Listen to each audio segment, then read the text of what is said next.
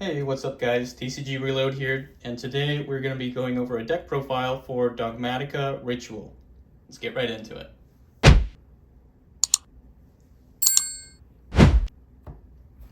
Starting off with the main deck, we have 3 Dogmatica Ecclesia. Ecclesia is just a really good card that on summon is going to search and get you into a lot of your Dogmatica plays. It's one of the best starters. We play 1 Fleur-de-Lis and 1 Maximus. I've considered playing 2 Fleur-de-Lis just because it's a pretty good monster negate in the hand and stuff, but it's just not really, there's just not really the space for it. Maximus is really good. You only need 1 because you basically can search him with Ecclesia and get him out really easily and get him with Endear Servant and all that stuff. He's really good, and he pretty much runs the deck because he sends stuff from your extra deck to the graveyard.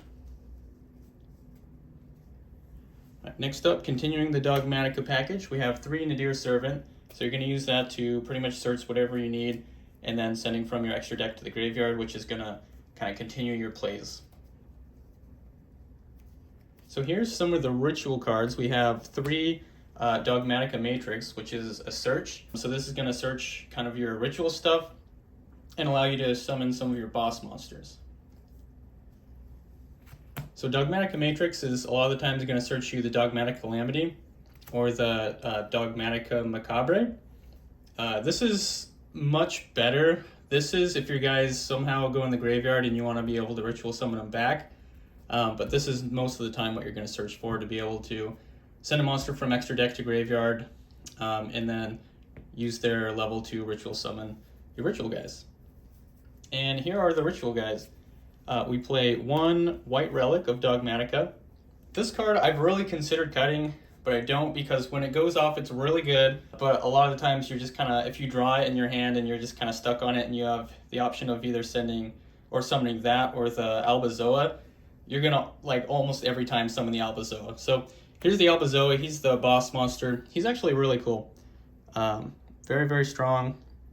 If I get it to focus here, maybe. Anyway, Albazoa. 4,000 attack, 4,000 defense, and he can make your opponent just basically just decimate their extra deck. So if they have 15 cards in their extra deck, you activate his effect going first. They have to send 7 cards from their hand or extra deck to graveyard. So that's pretty much half their extra deck gone like that. If you're able to combine that with a Maximus, they're going to send another 2 cards from their extra deck to the graveyard. So that's going to really make them think about what they're sending and think about their plays and really put them into a bind and put some pressure on. That is it for the Dogmatica cards. Alright, next we're playing a little side engine. We play 3 Gen, 1 Ken. They recently came out as ultra rares. I was playing the commons before and I was happy to see the ultra rares. I think, in the 10 or something like that. Yeah, the 10 of 24. This is just to kind of give you a little bit of draw power, and it goes nice with thrust and talents. So basically what you do most of the time is you'll summon this guy out, put this on your opponent's field, and then it activates an effect, and so that sets up your talents and your thrust to be live. On top of that, we play a lock here for Ibli. A lot of the times what we'll do is we'll summon Ibli and then link it off with Almirage, and then link Almirage into Secure Gardener. And that lets us have an extra deck monster in the graveyard to allow us to special summon Maximus. And then we can summon this to our opponent's field, and they can only summon link monsters. So it's kind of allowing us to set up a play for Maximus by putting our extra deck card in the graveyard, and then it sets up a bit of a lock for the opponent. It can actually be pretty good against Ryzeal, which is like the main top deck right now. But if you're going against Malice, which is like the second best deck right now, then it's not so good. But as we mentioned, 3 thrust, 3 talents, it'll let you draw, and this deck is a little bit bricky. There's not a ton of starters, not a ton of heavy combos going on, so it'll really just help you get these free draws, or maybe a rip one from your opponent's hand after you've summoned Albazoa. Just activate talents, and then rip one more card from the opponent's hand. Make them think about their resources that much more. That's pretty much it for the side engine stuff. Next, we're going to get into some one-of spells and traps. We got Skill Drain. Skill Drain goes pretty good in this deck. You're going to summon your Albazoa with 4,000 attack, and then if you Skill Drain, they're just really not going to beat over it. Ultimate Slayer, because we want to just be sending cards from the extra deck to the graveyard as much as possible and get their effects. Called By, just so we can play through stuff a little bit easier. Reinforcements of the Army. This basically makes it so we're playing 4 of the, the Ken or Gen or whatever. We could search a warrior. This one might surprise a lot of you, Shaddoll Schism. I'll talk about that one here in a minute, but we're actually able to do some weird extra deck plays and actually summon some Shaddoll monsters. It hardly ever comes up, but if you know what you're going against, then you're like, yeah, I'm going to summon Winda and put him in a Winda lock or something. It can actually be really strong. And then Dogmatica Punishment, because, you know, we're playing Dogmatica, we're going to play Dogmatica Punishment. Hand traps. There's not a huge lineup here. 2 Ash and 1 Droll. And then 3 Imperm.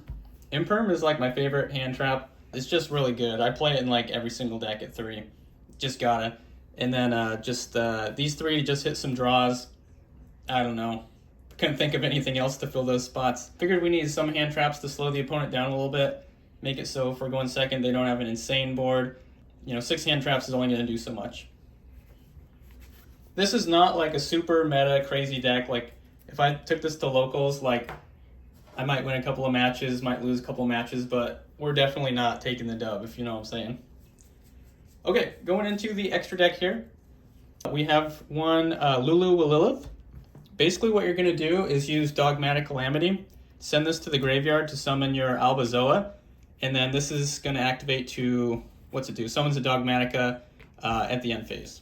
Or not Dogmatica, but Light Spellcaster whose attack equals its defense, blah, blah, blah. You're summoning Ecclesia at the end phase, pretty much.